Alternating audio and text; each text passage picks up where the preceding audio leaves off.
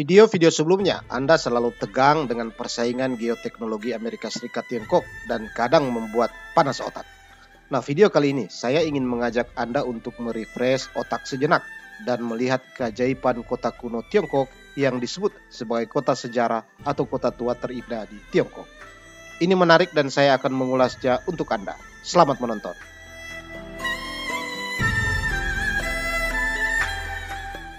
Sebelum lanjut, mari dukung channel ini dengan cara subscribe bagi Anda yang pertama kali mampir ke channel ini untuk melihat keajaiban-keajaiban China baik dalam bidang teknologi maupun konstruksi yang sesekali saya sajikan pesona Tiongkok yang luar biasa. Buat semuanya jangan lupa like, comment, and share. Kita lanjut.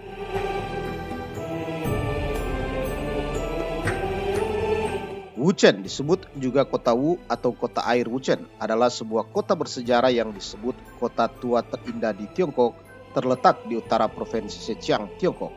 Berada di pusat 6 kota kuno di selatan Sungai Yangtze, 17 km atau 11 mil utara kota Tongxiang. Wuchen menampilkan sejarahnya melalui jembatan batu kuno, jalur batu, dan ukiran kayu yang halus, serta pesona kuno yang alami lainnya. Wuchen memiliki total populasi 60.000 jiwa, di mana 12.000 diantaranya adalah penduduk tetap. Wuchen telah menjadi tuan rumah tetap konferensi internet dunia tahunan yang diadakan di Tiongkok sejak tahun 2014. Kota air Wuchen memiliki sejarah hampir 7.000 tahun dan selalu menjadi tanah subur dengan beras, ikan, dan sutra yang melimpah yang mempertahankan penampilan kuno dengan baik dan memancarkan pesona kota air itu sendiri.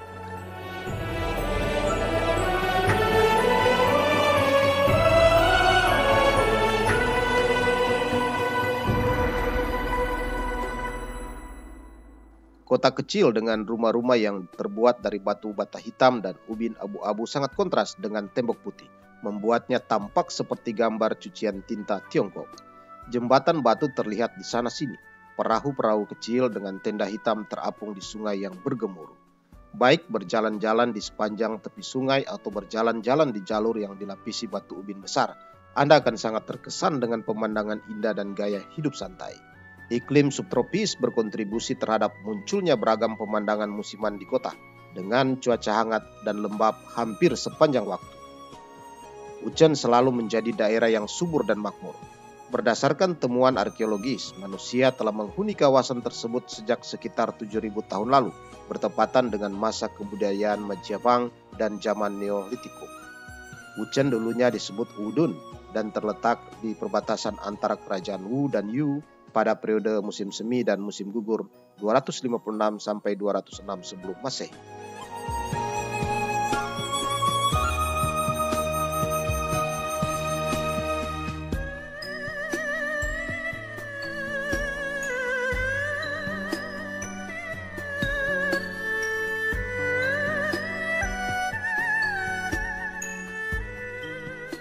Dahulu kala Wuchen terdiri dari dua kota kecil, Kota Wuchen dan Kota Qing.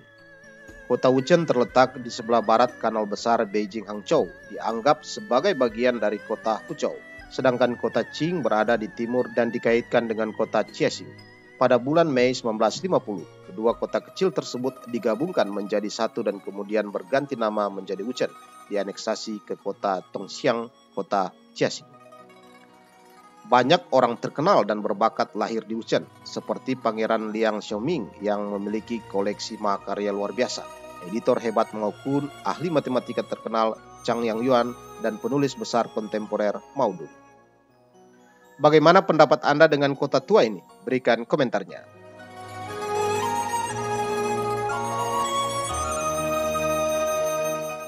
Wuchen dibagi menjadi 6 distrik. Kawasan tersebut adalah kawasan bengkel tradisional, kawasan rumah tinggal tradisional bergaya lokal, kawasan budaya tradisional, kawasan makanan dan minuman tradisional, kawasan pertokoan tradisional, serta kawasan adat istiadat dan kehidupan kota air. Awalnya kota ini dibangun pada pertengahan abad ke-19 dan mencakup luas total 650 meter persegi atau sekitar 7.000 kaki persegi. Bekas kediaman Mao Dun adalah rumah keluarga Mao selama beberapa generasi. Pada tahun 1984, bangunan ini direnovasi dan diperluas hingga mencakup area seluas 1.731,5 meter persegi. Dibuka untuk umum 1 tahun kemudian pada tahun 1988. Museum ini terdaftar sebagai salah satu unit peninggalan utama yang dilestarikan negara pada tahun 1994. Diubah namanya menjadi Museum Maodun di kota Tongxiang. Rumah ini memiliki 3 area pameran: Wuchen, kampung halaman Maodun, Jalan Maodun, dan bekas kediaman Maodun direnovasi.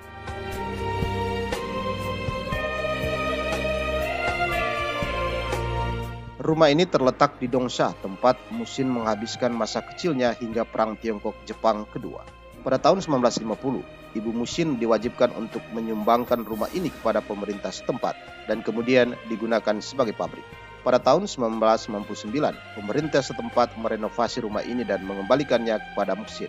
Musin tinggal di sini sampai dia meninggal pada tahun 2011.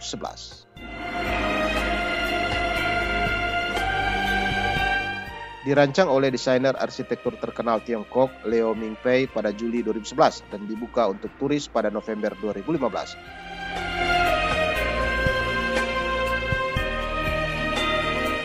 Pavilion Fanglu mendapatkan namanya dari pertemuan tak disengaja oleh Lu Tong, sang pemilik, dan Lu Yu, santo pelindung teh, pada masa dinasti Tang. Dikatakan bahwa Lu Yu pernah secara tidak sengaja memakan beberapa daun beracun dan diselamatkan oleh Lu Tong yang kebetulan sedang mengumpulkan daun teh pada saat itu. Sebagai imbalannya, Lu Yu mengajari Lu Tong pengetahuan tentang teh dan keterampilan membuat teh yang menghasilkan kemakmuran kedai teh Lu Tong. Terletak di sebelah selatan jembatan Ying dan menghadap sungai kota.